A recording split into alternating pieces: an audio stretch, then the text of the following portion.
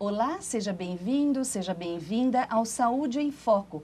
Hoje no nosso programa nós vamos falar sobre microcefalia e a relação com o Zika vírus. Essa síndrome e esse vírus que colocaram em alerta as autoridades da saúde depois do aumento de crianças nascendo com malformação no cérebro. E para falar sobre esse assunto, nós vamos tentar entender e responder a várias perguntas, porque esse assunto é novo. Eu recebo a neuropediatra, a doutora Débora Tomás, e o infectologista, o doutor Renato Ferneda. Muito obrigada pela participação de vocês aqui no Saúde em Foco. Bem, eu gostaria de já lançar a pergunta para os dois. Já foi confirmada a relação do Zika vírus com os casos de microcefalia?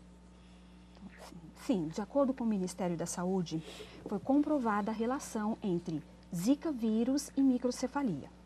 Isso não quer dizer que toda gestante que contrair a infecção durante a gestação, ela vai dar à luz a um bebê com microcefalia. Sim. Certo? Doutor, então esse vírus, ele é potente no sentido de estar realmente mexendo com a área médica, a saúde pública no Brasil? Sim, a Zika sempre foi uma doença que a maioria das pessoas nunca soube que teve em outros países do mundo. O Brasil é o primeiro país de grande população, 200 milhões de habitantes, onde o vírus tem grande número de pessoas para infectar. Então, a gente está aprendendo no Brasil todo o espectro que a infecção pela Zika pode dar. Porque 80% das pessoas nem têm sintomas da Zika. É uma doença leve, sem fatalidades, risco de morte muito baixo. A associação com a microcefalia está sendo realmente comprovada agora com essa epidemia no Brasil. Quer dizer, é algo novo, né, que a medicina está lidando. E o Zika, ele vem lá do outro lado do mundo, né, doutor? Explica um pouquinho para a gente esse vírus. O Zika surgiu pela primeira vez, infecção em humanos, em 1947, na Uganda, na África. E ele ficou circulando em alguns países da Ásia, Caribe e na Oceania. O nosso vírus Zika já é um vírus modificado, oriundo da Polinésia Francesa, que teve uma epidemia na década de 70 e 80, mas é um país muito pequeno, poucos casos, e o registro que mostra que é o mesmo vírus de origem da Polinésia, que chegou ao Brasil em 2014 com viajantes da Copa do Mundo. Quer dizer, pessoas que vieram para cá... Estavam portadores do vírus, nem sempre doentes, nem sabiam que estavam portando ele, e foram picadas por Aedes aegypti no Brasil e começou a cadeia de transmissão. Porque o Aedes aegypti é um vetor. É um vetor, é o inseto, que é vetor de muitas infecções, que transmite a doença, assim como a dengue e diversas outras viroses. Sim. Doutora Débora, a microcefalia. O que é a microcefalia? Existem vários tipos, graus, níveis? Sim, exatamente. A microcefalia trata-se de uma malformação no sistema nervoso central, onde é constatado o perímetro cefálico da criança é menor do que um padrão. Ou seja, de acordo com o Ministério da Saúde também foi determinado que recém-nascidos a termo, com perímetro cefálico menor que 32 centímetros, são crianças que merecem uma investigação. Uma medida isolada não faz o diagnóstico de microcefalia. É bom a gente até tranquilizar as mães. Sim. Que tenha uma orientação médica para fazer essa medição. Não é pegar uma fita métrica em casa e medir o cérebro da criança, no caso dos recém-nascidos, né? Sim, porque de acordo com a idade, com o sexo, o perímetro cefálico pode variar, né? Então, o recém-nascido menor de 32 centímetros requer uma investigação, né? E essa investigação, ela é ampla, porque ela precisa de vários exames até confirmar um diagnóstico de microcefalia real. Microcefalia seria o cérebro pequeno, quer dizer, o cérebro precisa de espaço para crescer e ele não consegue crescer? Isso. Acredita-se que possa ocorrer o quê? Uma alteração na proliferação desses neurônios, né? A infecção pelo vírus pode acometer, né, o cérebro em desenvolvimento e impedir que esses neurônios se multipliquem, né, e chegue na população de neurônio necessária para formar um cérebro vital, um cérebro de acordo com as medidas normais, né? Com todas as funções sadias, e aí que acomete. Quais assim, as principais complicações que uma criança com a microcefalia tem, doutora? Exatamente. Os agravos, eles variam, né? Por quê? De acordo com a idade gestacional em que esse vírus, né, acometeu o sistema nervoso central, acredita-se que entre a 4ª e a 20ª semana é o período mais crítico para o desenvolvimento do cérebro. E esse período é onde ocorrem as maiores malformações. Então, quando a aquisição da infecção ocorre da 4ª à 20ª, acredita-se que seja um caso mais grave. Se a infecção ocorrer após a 20ª semana da gestação, pode se tratar de um caso de uma microcefalia mais leve ou até mesmo um quadro assim, que não teve acometimento, né? A criança não foi nem sequer acometida com a infecção. Mais sério, né? Como locomoção, algumas funções desse tipo, né, Sim. doutora? Não atingir esse tipo de função. Microcefalia você tem de grau leve até um grau muito severo.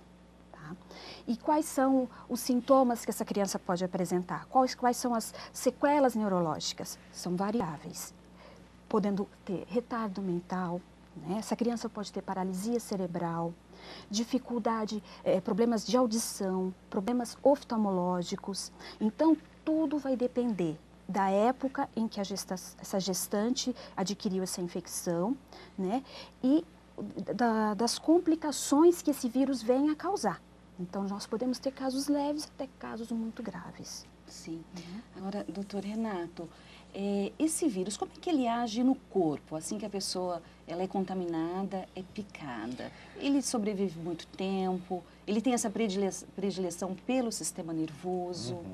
A infecção comum de um adulto, né? No caso, homem ou mulher, e se for uma mulher não gestante. É uma virose muito simples, que dura entre 5 e 7 dias. 80% das pessoas nem manifesta algum sintoma. Ou um episódio de febre que passa e depois nem se tem mais atenção. Quando aparecem os sintomas, entre 1 e 3 dias da infecção, após a picada do mosquito, os sintomas são febre baixa, no caso da Zika, né? Diferente da dengue, que a febre pode ser um pouco mais alta. Febre, mal-estar, uma leve dor no corpo, diferentemente da dengue, que é intensidade menor, o crescimento dos gânglios, tá? É mais importante na Zika, e mancha na pele, vermelhidão, o racho cutâneo, que a gente chama, é muito mais intenso que na dengue, com bastante coceira, no caso que aparecem os sintomas. E eles duram, em média, entre o 4º e o 7º dia e desaparecem com o fim da infecção. Com relação ele é um vírus conhecido, mas assim, o que ele pode provocar parece-me que ainda é algo que a medicina está tentando descrever. Exato. Por isso ele se torna um vírus perigoso? Atualmente que está se associando essa agressividade em relação ao tecido nervoso. Isso está se comprovando com estudos brasileiros, nas universidades brasileiras, que mostra essa associação, no caso do feto. O vírus tem uma agressividade de destruição das células nervosas e que impede a proliferação da formação do tecido nervoso cerebral. Isso está sendo comprovado agora, tinha casos relatados nos outros países, mas eram muito poucos casos. Agora está se confirmando em centenas de casos de gestantes aí no Brasil. Mas é uma associação já confirmada e não se esperava que esse vírus tivesse essa agressividade. Não era conhecida essa alteração dele em relação à infecção conhecida no mundo no século XX. Sim.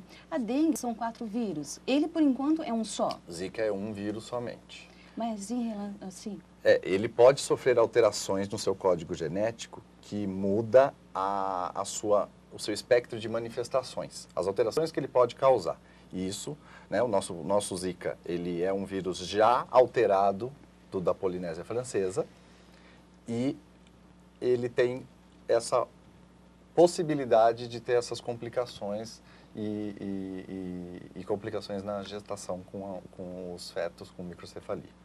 Isso são alterações recentes, que está sendo estudado agora e que será mapeado nos próximos anos com o decorrer dos estudos nas infecções no país. Sim, correto. Doutora Débora, a microcefalia também, para a sua área, que é neurologia infantil, o que muda na sua área agora diante desses casos? Olha, a microcefalia não é uma afecção nova, né? Nós temos várias causas de microcefalia, temos vários pacientes com microcefalia por outros tipos de infecções, que vale até a pena ressaltar. Quais tá? são? As infecções, por exemplo, da rubéola, né?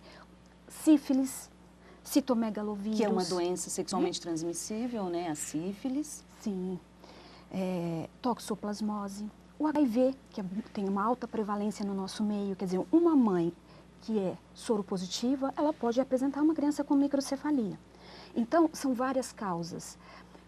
A ingestão de drogas, tanto drogas ilícitas como cocaína, o crack, como o álcool. Tá? A ingestão de bebidas alcoólicas durante a gestação pode levar essa mãe a ter uma criança com microcefalia. Então, no nosso meio, nós já estamos acostumados a lidar com crianças com microcefalia, com as mais diversas etiologias, né? Com as mais diversas causas. O que é novo é essa relação entre Zika vírus e microcefalia. Né? Então, são crianças, na maioria das vezes, como nós já dissemos, que varia, né? Muito, pode ser um grau leve a um grau grave de atraso do desenvolvimento neuropsicomotor. Correto. Bom, nós vamos a um breve intervalo e daqui a pouquinho eu volto com o Saúde em Foco. Hoje a gente está falando sobre microcefalia e a relação com o Zika vírus. Aguarde um instante só.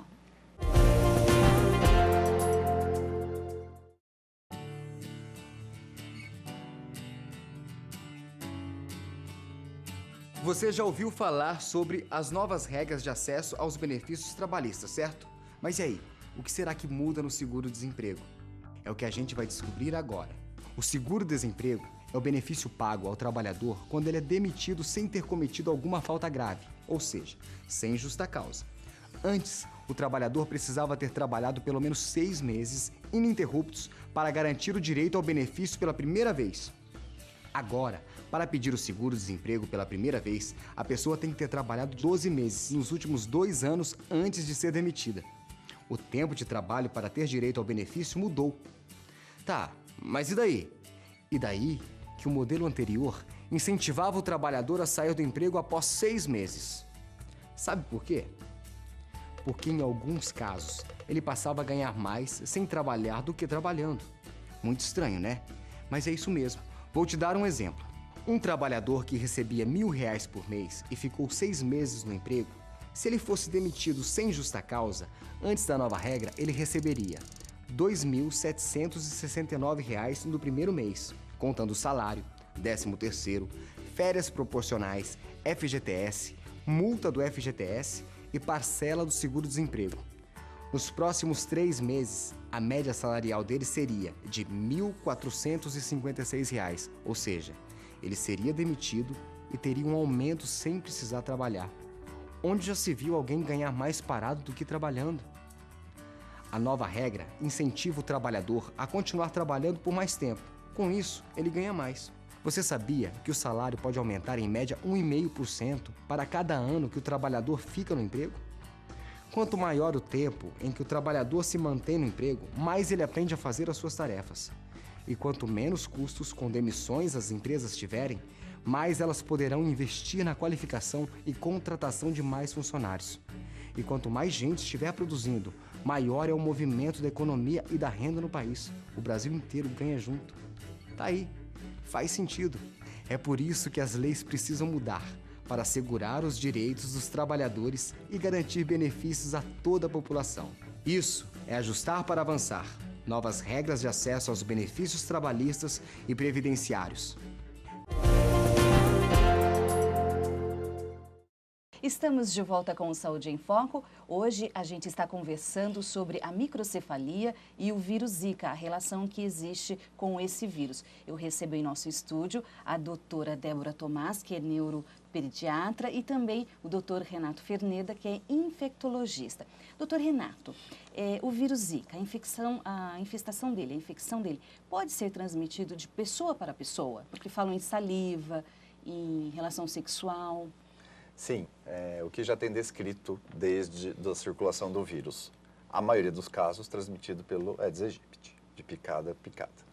Mas já tem descrito os casos de transmissão via sexual, pelo sêmen masculino, e já tem casos pela saliva, tá? Mas isso são 2 casos descritos somente. É muito pouco no universo de milhões de pessoas já infectadas. Sexual por saliva e por sangue contaminado, transfusão sanguínea. Mas a principal forma é o Aedes aegypti, mais de 95% das transmissões. E existe um exame que possa ser feito? Como é? Como é o protocolo de diagnóstico da infecção pela Zika? Atualmente, pela dificuldade do exame que não existia, está sendo desenvolvido, era um exame caro, feito somente em universidades, em pesquisa. São testadas as gestantes somente que apresentem suspeitas ou sintomas pela infecção, que devem procurar atendimento em até 3 dias, preferencialmente, do início dos sintomas, que será feito o exame para testar chikungunya, dengue e zika.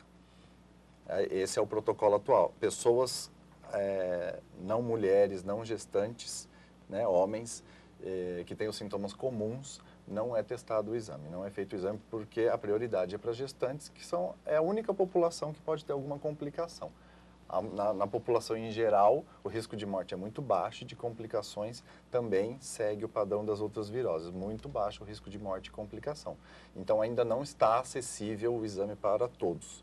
Foi como no início da epidemia da dengue, nos anos 2000, que a gente não tinha o diagnóstico por exame de todo mundo, eram alguns casos. Sim.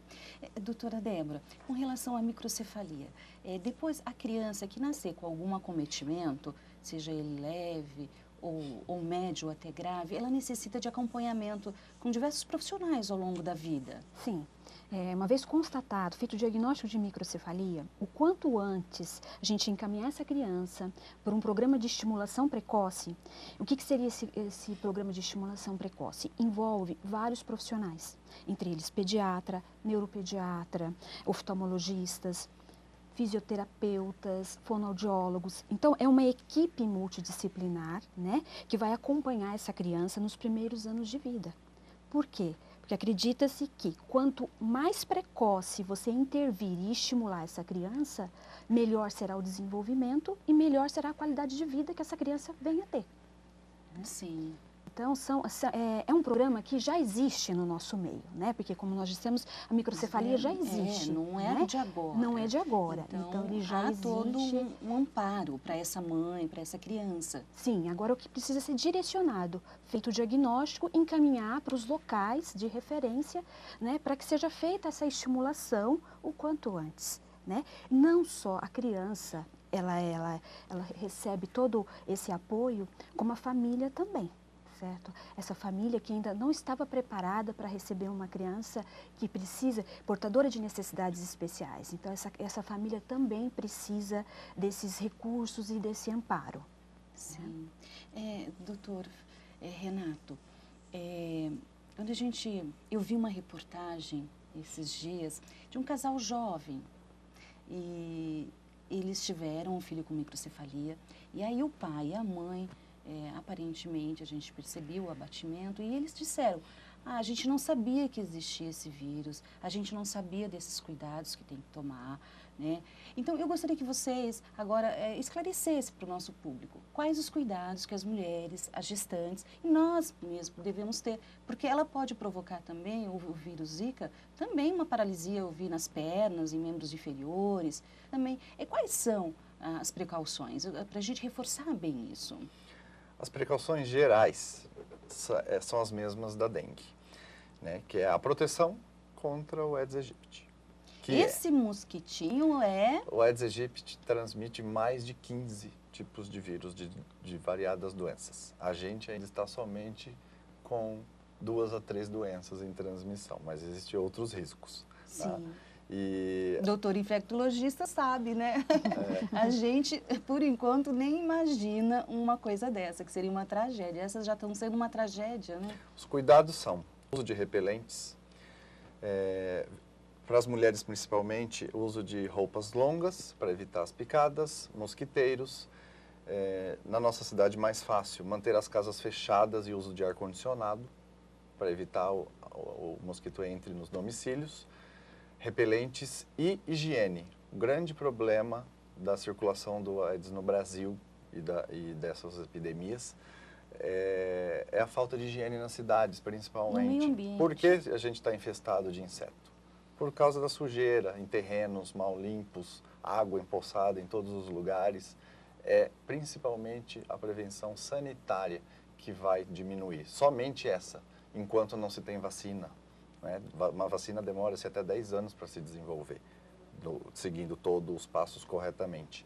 Então, não há outra maneira além de conscientização e educação da população. É cada um de nós que pode evitar a transmissão com a limpeza e higiene pessoal. Em relação aos casais que estão planejando uma gestação, isso é uma decisão individualizada, dependendo de cada casal, baseado em quê? Na idade da mulher principalmente. Se são casais mais jovens, que têm muito tempo ainda de fertilidade, a recomendação seria, nesses tempos de epidemia, evitar a gravidez por um tempo, até a gente conhecer todos os detalhes das complicações, né, da transmissão do vírus no país, que a pessoa pode esperar, pode se postergar. Mas e se for um casal que tem uma mulher acima de 35 anos, que deseja engravidar? Né? A gente vai proibir a pessoa de engravidar? Não. A recomendação é a seguinte: a partir dessa idade, se a mulher fazer todas as prevenções de higiene no período da gestação, permanecer mais em casa, não ficar em locais aglomerados, locais sujos, o risco da microcefalia pelo Zika é menor do que o risco de outras doenças que acometem essas gestações em mulheres mais velhas. Síndrome de Down, outras complicações, o risco é maior do que da Zika. E a Zika é prevenível com higiene e educação. Sim. Então, a decisão é individual. Você tem que ver o casal que está apresentando naquele momento.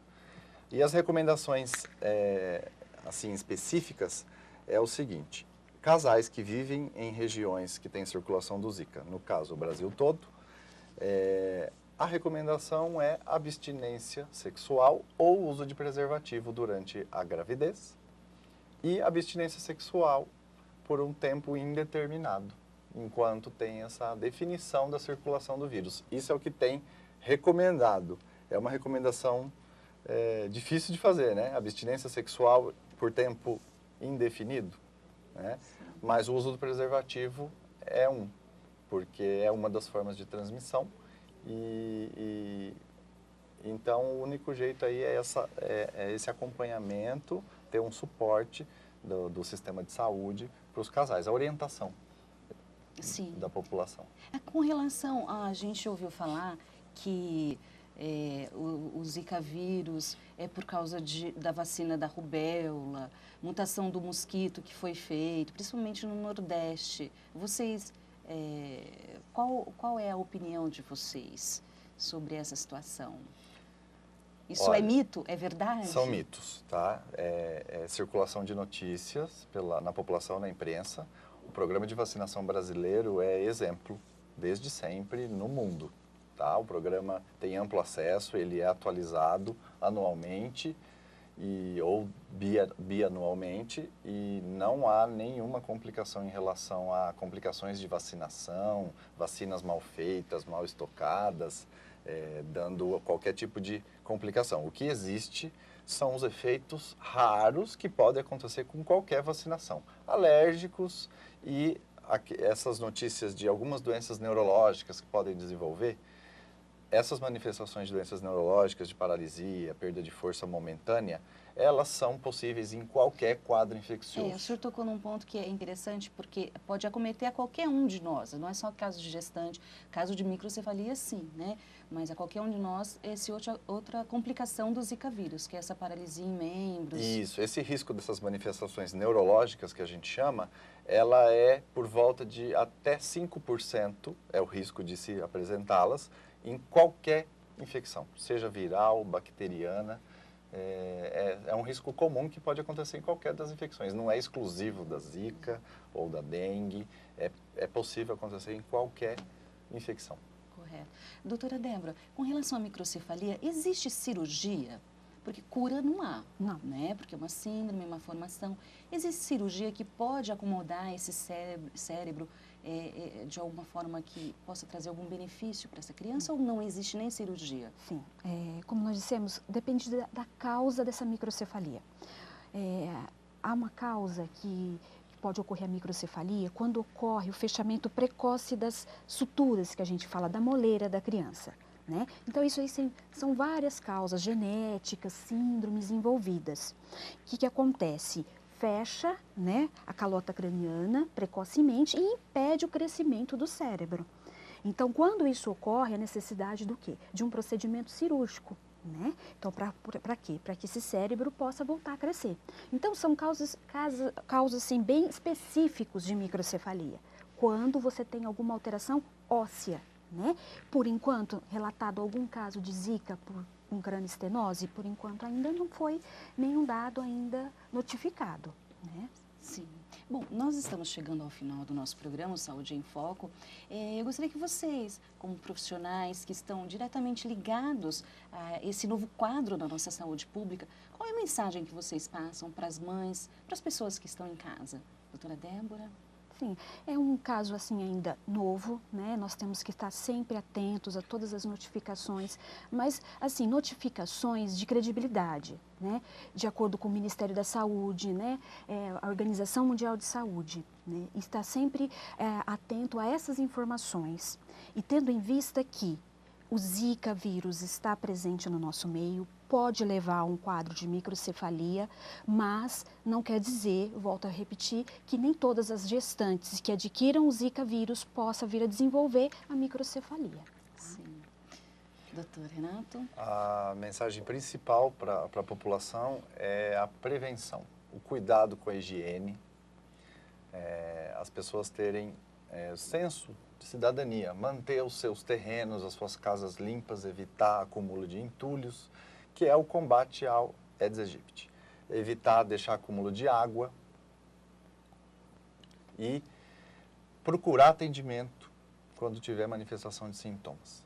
Sempre ter orientado, ainda mais com essa mistura de viroses que a gente tem, para diferenciar dengue, chikungunya, zika, precisa de atendimento especializado, procurar o serviço de saúde para orientar a população corretamente. Principalmente porque a zika não tem aquela evolução, em alguns casos, grave igual a dengue, para hemorragias. Silenciosa. Ela é silenciosa, pode ser. E na primeira semana, muitas vezes a gente não consegue saber se é uma ou outra.